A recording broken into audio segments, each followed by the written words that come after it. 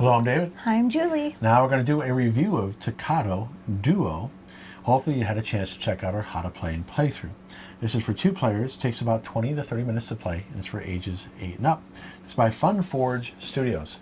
So first I'll give an overview, then we'll give our rating and the reasons for our rating. So like Tokaido and Namiji, the 2 previous games, this is a score the most points game, and you go around on different tracks. We have 3 different characters, but we call them travelers. We have a pilgrim, an artist, and a merchant. And you see how they're represented by these meeples. They all have different areas they can go in. So for instance, the pilgrim will go around the island like this. The pilgrim will visit gardens and temples. And so at the end of our game, I had visited 3 gardens and 6 temples, so this would be 18 points. You're going to add up your scores at the end of the game, and whoever has the most points wins.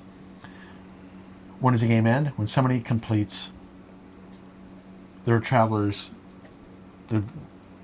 journey. So for instance, Julie ended the game because her artist painted all of the paintings. She was a busy lady. Right. I had 4 left to go, so she got 40 points and I got 18. So the artist is going to go in these regions here. Depending on where it lands, it uncovers paintings, so I had 3 more to uncover. Or if it lands in an area with these silhouettes, you gift one of your paintings from left to right. So the pilgrim, like I said, will go around. You can visit the temple, move up the temple token here, or the garden token, or you can go here and get the hot springs, which allows you to use the die twice. You can go here to get one of these waves. Waves will either go to the pilgrim, the artist, or the merchant. So this one here is that instead of landing in an area, I can pass through it and gift it. Here, her pilgrim can go +1 space. Here, the merchant, when it sells a ware to the boutique stores, it gets +1 gold. And there's backsides, so they're not always the same one every time you play. And if all 3 have been claimed, and if somebody lands in this ocean spot, so if Julia lands there, she can take one of mine, so they can be stolen as the game plays. Now what does a merchant do? The merchant's here. The merchant goes to villages and to coastal towns. If it goes to a village, it picks out wares out of this bag, so it's a blind draw. And you can hold up to 5, and if you draw more than 5, you can decide what you keep. And when you go to a coastal town, you can sell the set. So if I went here to these fans, I can sell each fan here for 3 each, so that would be 6. As soon as you get 10 coins, you must exchange when you have 10 coins for a gold slab, and you'll end here when you get 6 gold slabs. So you go back and forth. Whoever's the first player will roll the 3 dice. The first player will pick 1 die, so I move the pilgrim 4 spaces. 1, 2, 3, 4. I move up my garden track. Julia then would get to pick one of these that's remaining. Let's say she picked the merchant one. Her merchant is here. 1, 2. She can draw 4 tokens. But if she had dolls, she can go here and sell them, but she doesn't, so she would draw 4 tokens. And that would exceed 5, so we'd have to decide which one she gets rid of. And then I'd get the one that's left, which is the artist. So I want to try to get the bamboo to gift this painting. I can't get anywhere that's useful. Oh, right here. Because this person's connected to this region, I can reveal 1 painting, so that's what I would do. But I have to say this merchant was over here, and I either moved here or here. It's possible you can move one of your travelers and nothing happens just because of the situation. So then now, Julie, that was my turn. Julie would roll the 3 dice, and then she would pick 1, and then I would pick 1, and then she gets the remaining 1. And it goes back and forth like that. 2 actions and 1 action, 2 actions and 1 action, going back and forth. These are used to keep track of who you are. And the hot spring tokens, like I said, allows you to use a die for the second time. You can't use it the first turn you grab it, or the first action you grab it. You could use it on the second die in the same turn if you got it on your first die that turn. Or you can wait to use it in a future turn. If I have it, but I haven't used it yet, and Julie lands in the hot springs, she takes it from me. So you would add up all your points. Way it was before, Julie had 86. She added up all this, the slabs, the artist, and here 4 times 5. I only had 71, 35 plus 18 plus 18. And so you can watch the how to play to see why Julie defeated me so badly. So let's take a look. There's a lot of laughter. Let's take a look now at the rating. We both said 8. Oh, hot dog. Enjoy playing what's suggested. You know, it's a 2-player game. We have an area of our game room for 2-player games. Yep. Compared to Namaji, Namaji is a 7. I checked it. Ah, And Tokaido, the original, was a 6 for us. We'll play it if in the mood. It's just not as much going on compared to Namaji right. and this one. And with the original Tokaido, when you play with the expansions, the rule books are so bad it's hard to set it up. Oh. And it would be a pain to deal with it because it's not fun to add the expansions. Namaji has more going on, but it takes more setup time than this game. So if we really want to get the Tokaido experience, this is why it's an 8. So let's take a look at our ratings. Why, not our ratings, but why we rated it an 8. So for me, it's a plus, multiple path, action, dice selection, score the most points, race game. Oof. Interesting decisions that can be too swingy and or frustrating at times. So like I said, if I was right here and I had to take that one, I'm going here or here and nothing's happening. Yeah. Because this is a bamboo space. It's hard to see here. But I can only gift this if I land on a bamboo space. This is a waterfall and a mountain space. So I started on the bamboo space, but I can't go, even if it was 2, I can't go back and forth. You can't repeat spaces. So that can happen sometimes where you don't get the die you want. Increased player interaction is more strategic. So compared to the other Tokaido games, you can block each other a lot easier in this. You'll see in the playthrough, I was like, I'm going to take that die because I know Julie has a bunch of kimonos, I think it was, that you can sell. So. So I took the merchant die to prevent her from using her merchant that turn and getting slabs. The Pilgrim die. It's okay. It was a pilgrim. It's a Pilgrim because I didn't want her to get into the garden. She was at a 3, and she had the +1, so I got to it anyway. She got to it anyway, but at least I stopped her for a turn. And because when you move up the garden, it's a multiplier. It moves up. Every time the garden moves up, she's going to get 5 points. If she got it up to the 6, it would be 6 times 5 instead of 3 times 5. It would have been great. So that's why. So there's more opportunity to kind of mess with players in this game. I think there was some of that in Namaji. Oh.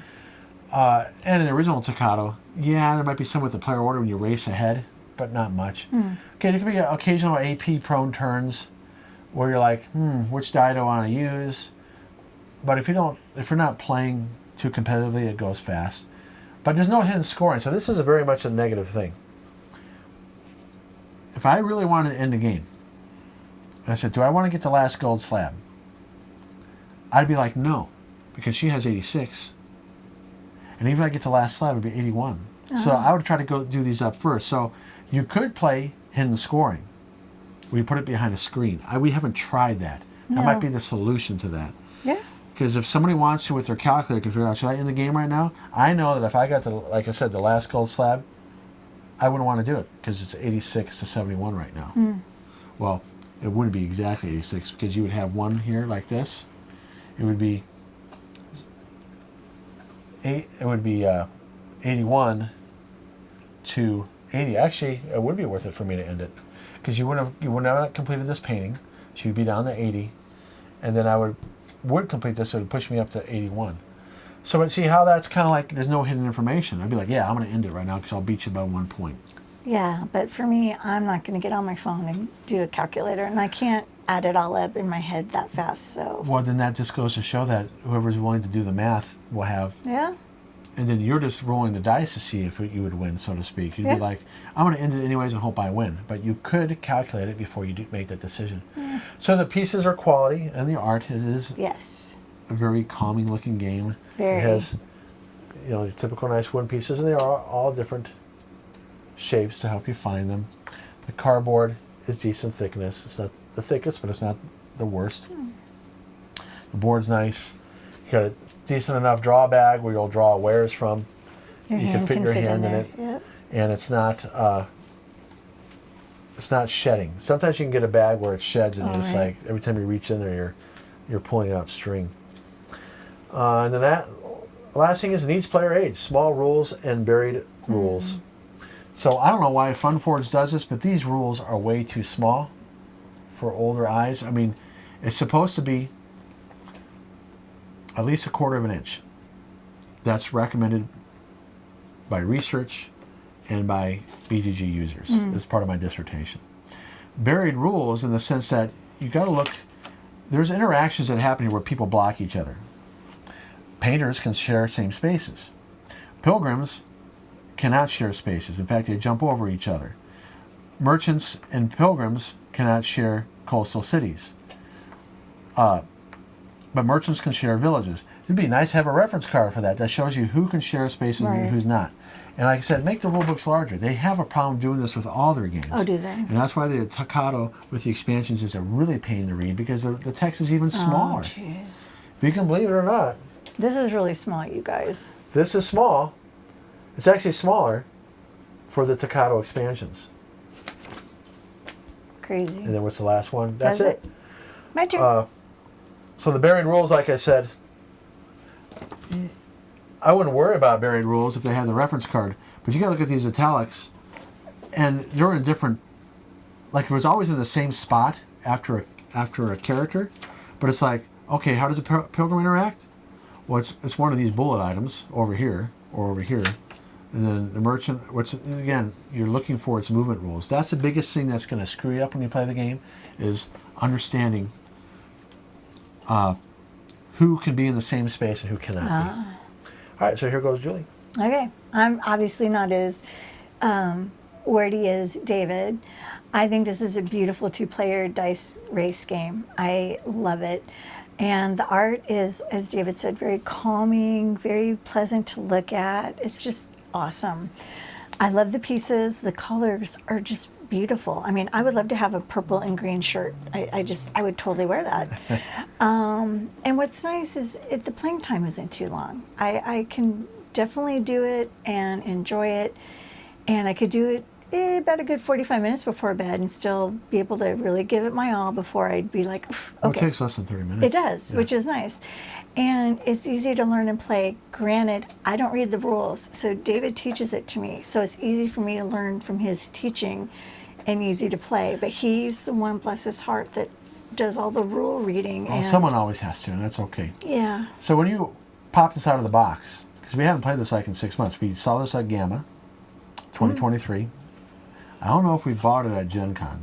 I don't know, but it was for sale at Gen Con or soon afterwards, but we got it in the fall, and we played it. We didn't get a chance to do these videos until now. But I had forgotten many things. If I had a reference card, I would not have to have reread the whole rule book again. And that's one thing that prevents people from making your game an evergreen game, is that when they walk, and I've done seminars on this, and I've done talks on this, when you look at your game collection and you walk by a game, you go like, yeah, that'd be cool to play. Oh, but I don't want to relearn it again. Yeah.